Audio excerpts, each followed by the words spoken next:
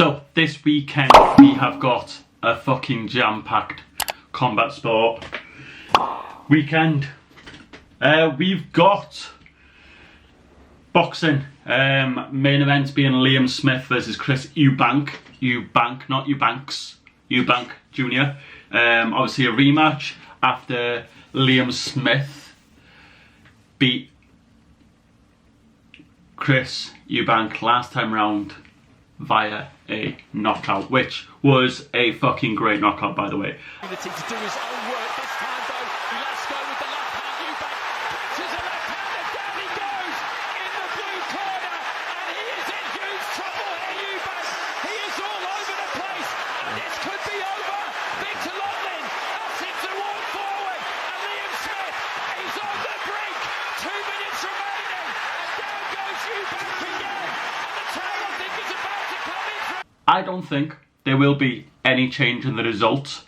I don't think anything's going to change with it, to be honest with you. Really don't. It might go to 7 and 8, but I believe Liam Smith is going to be too much for Eubank again. I just don't think it will.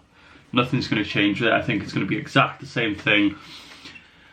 You've got to give credit when credit's due. There was times in the fight where Chris Eubank was ahead on the points, I'm sure. Points, I mean, like, yeah, for me, I believe we will see a Liam Smith win.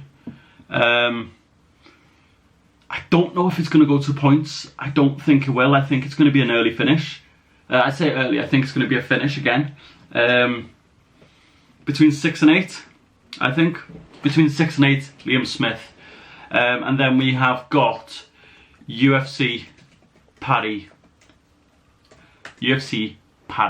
which we'll see Spivak versus Cyril Gane. Now, you know where I stand with all this. I am a massive fucking UFC fan. Let's look at the card, because there's a few fights on the card that I want to mention. We've got the return of Rhys McGee. So obviously last time round Rhys McGee was fucking fed into wolves. I mean, he fought against Khamzat Chimaev, who absolutely fucking put one on him. He faced Alex Morono as well, which was his last UFC fight. So he lost 2 on a bounce. He went away, Cage Warriors did his thing, and he's come back. So yeah, I'm looking forward to watching Rhys McGee. We've got Caolan Loughlin, which is someone who I know from Team Carbon. In a bantamweight bout, obviously his fight has been moved about with his opponent, which his name is Yanis Gemori. Not going to be making them that weight. He will now face against Taylor Lapulus, who has had a couple of UFC fights, I think. Yeah, he has had a couple of UFC fights. He has got a 2-1 record in the UFC, I think. Yeah, 2-1 record in the UFC,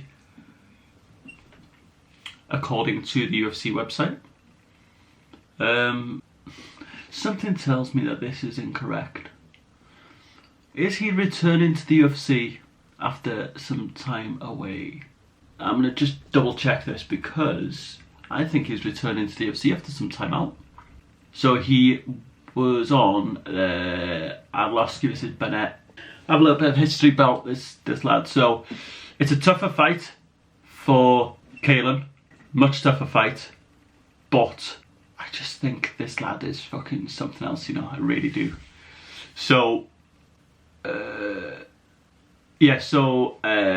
was in the UFC back in 2015, where he fought against Rocky Lee, Sasaki, Eric Perez, Leonardo Issa, and then took some time away from the UFC and is now back against obviously Caolan Loughlin, who is making his UFC debut, obviously an 8-0 fighter, whereas Taylor has a 18-3.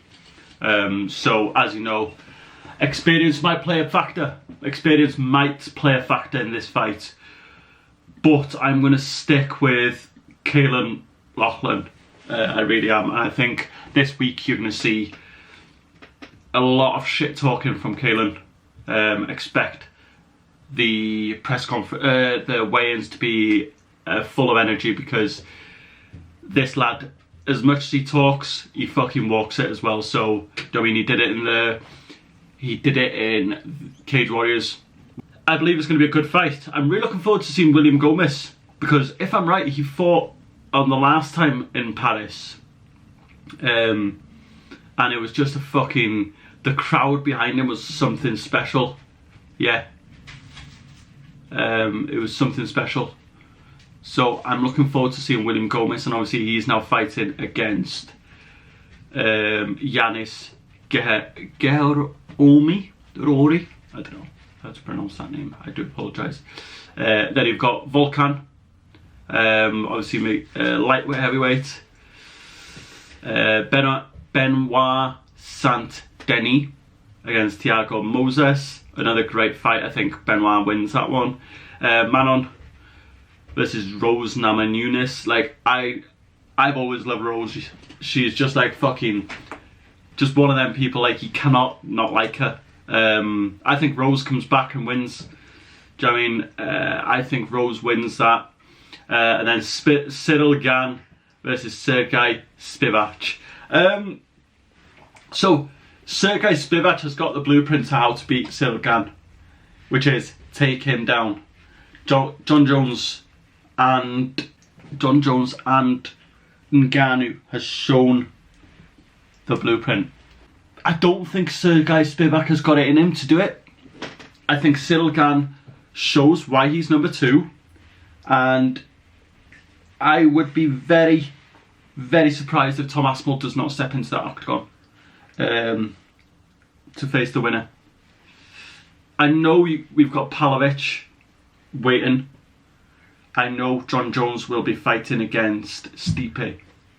I could see Tom fight against Cyril. We could see him fight against Spivak, against Pavlovich on the undercard of the John Jones, and a potential step in if that fight does not happen. So I believe we see a Cyril Gane win, and I think it'll come in good fashion. I think it's going to be a knockout. I think it's going to be a Cyril Gane win, second round, knockout or TKO. But I'm looking forward. What are your predictions for both events? So obviously the Eubank versus Smith 2, and obviously the UFC Paris. It makes a good finish for the year for the UFC, I think, because obviously they leaked a Conor McGregor return. Dana White said it was an AI generated photo. We don't believe you, Dana. I think it'll get announced this weekend myself, or it will get announced at UFC Australia, Sydney, Melbourne, whichever one it is, in a couple of weeks' time, isn't it?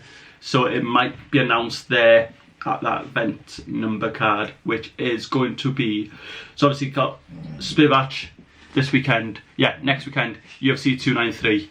It could be made public then, where we have Adesanya versus Sean Strickland, which is just a crazy fucking mismatch of a fight, to be honest with you. Let's be realistic. And then obviously next month, October, then we have Islam versus Oliveira.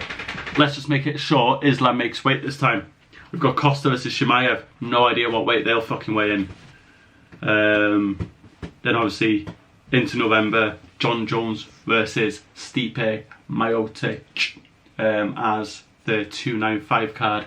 McGregor versus Chandler 296 would make sense, and possibly try and get McGregor and Jones on the same card for UFC 300. I think that would be insane by the UFC if they were to be able to do that. Let me know in the comments what you think, and don't forget to hit that subscribe button.